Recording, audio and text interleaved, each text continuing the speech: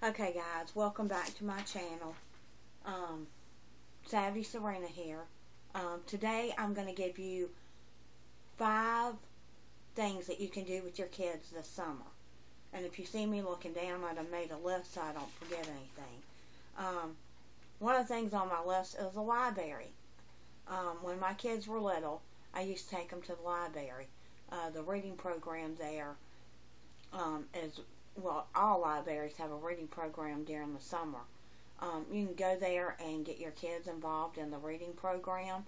Also, for the little kids, they'll have things like, for preschoolers, they have what's called Tot Time.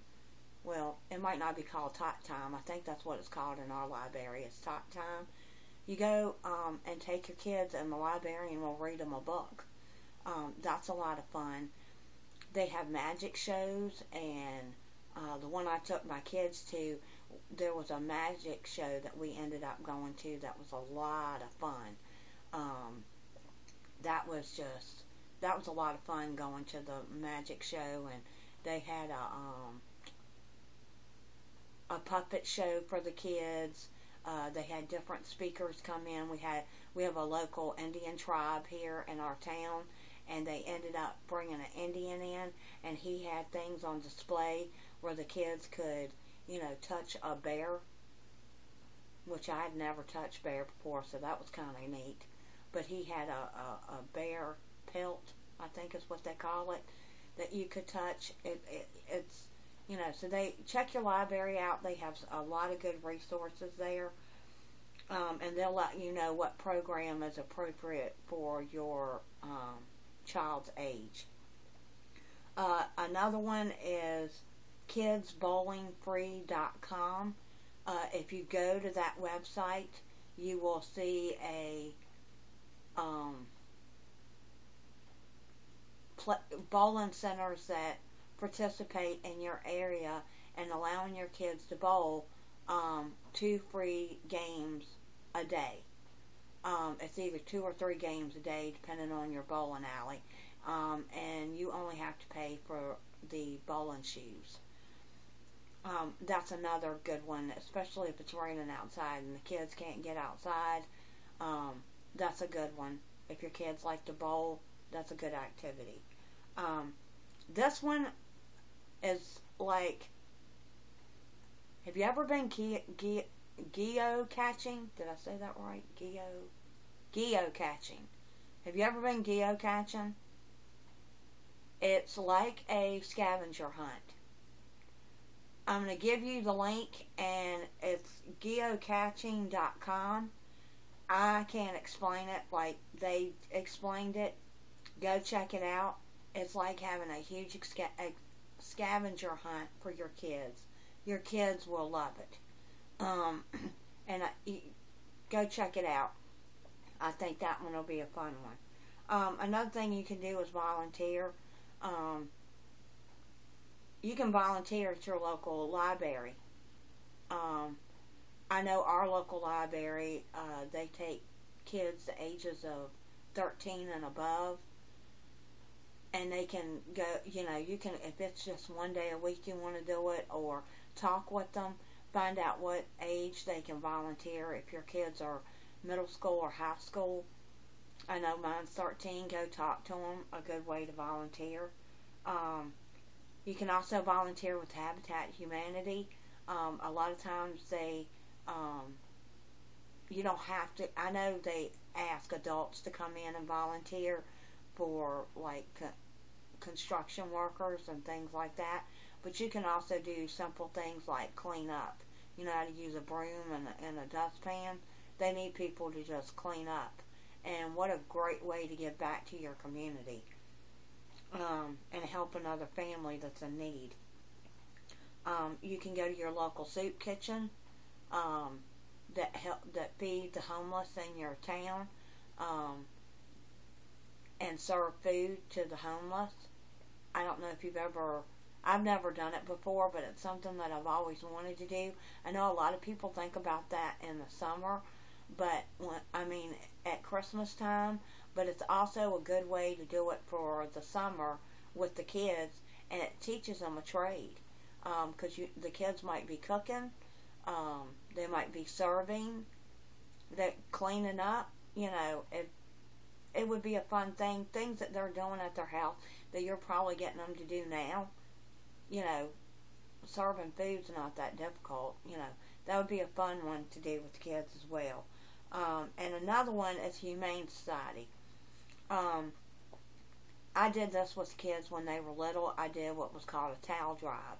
And what it is, you go to your local, you go in your neighborhood, go door to door, and ask people for their old holy towels.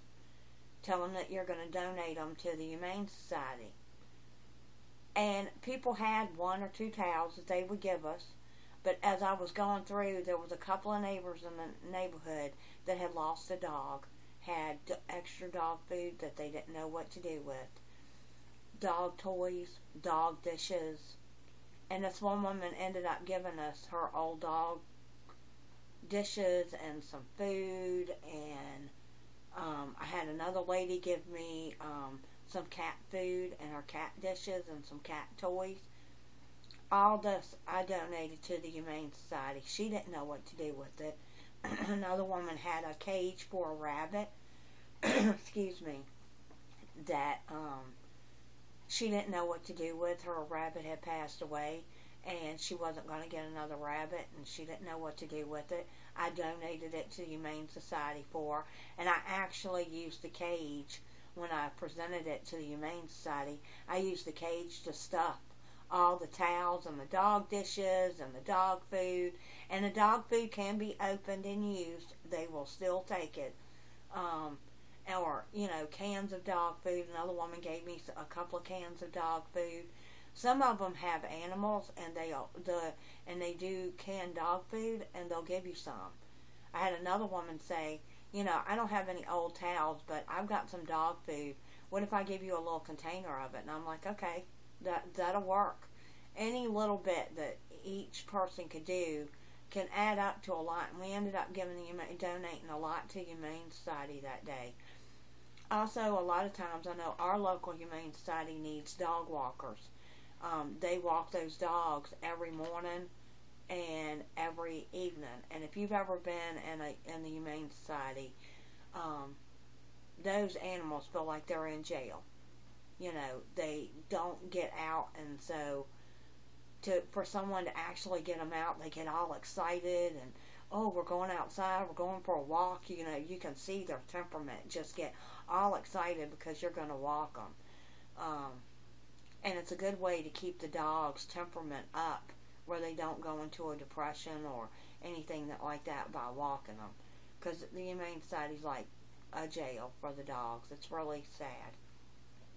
But that's another good thing that you can do. And if you can only do it every morning or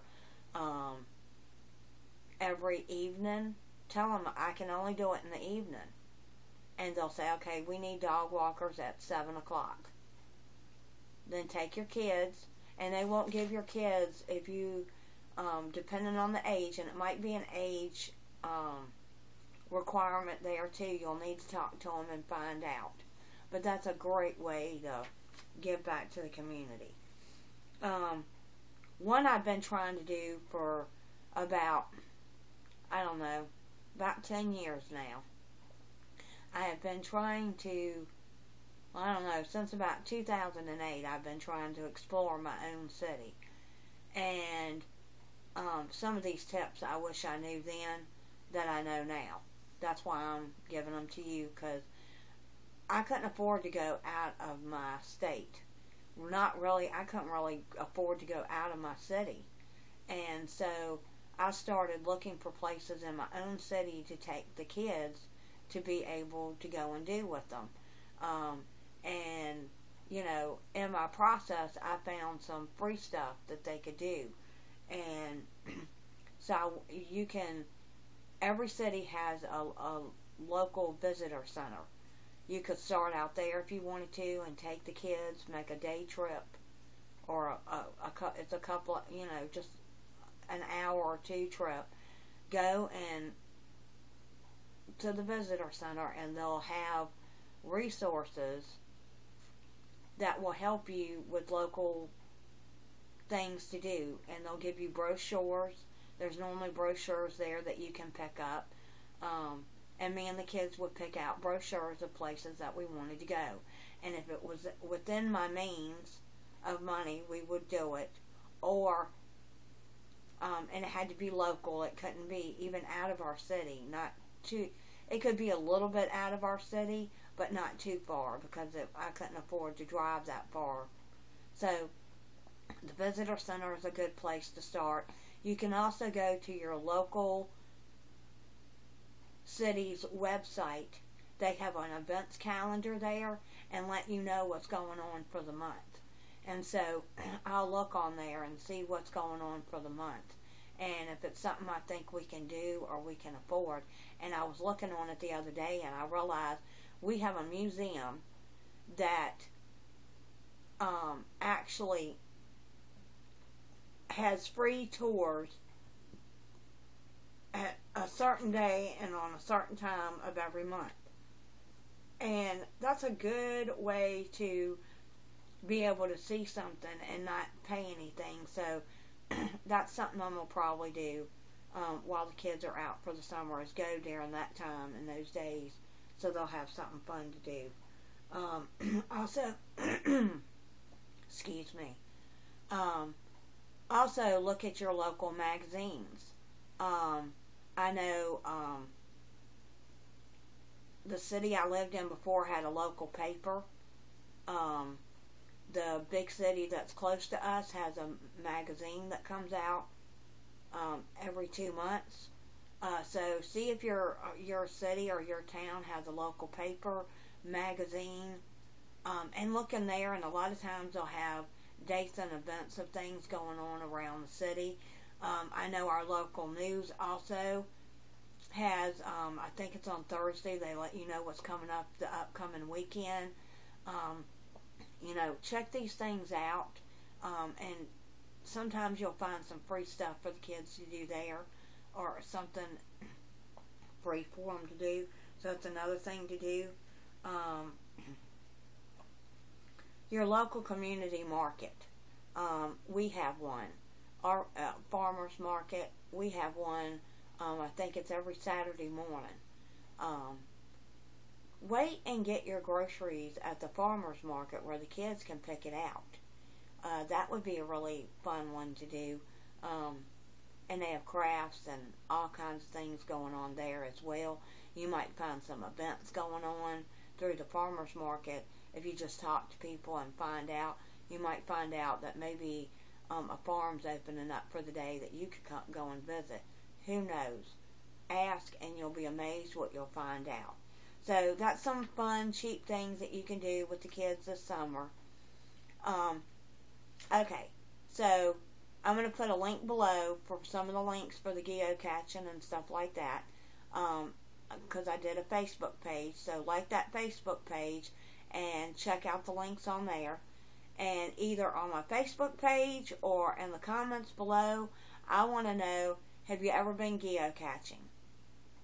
And if you have, let me know how you liked it, because I haven't done it yet, but I think it would be a lot of fun. But if you've done it, let me know in the comments below, and I'll put my Facebook page in the comments below also. So, thanks for watching. Give me a thumbs up if you've ever been geocaching, and comment. And don't forget to subscribe. Okay, bye guys.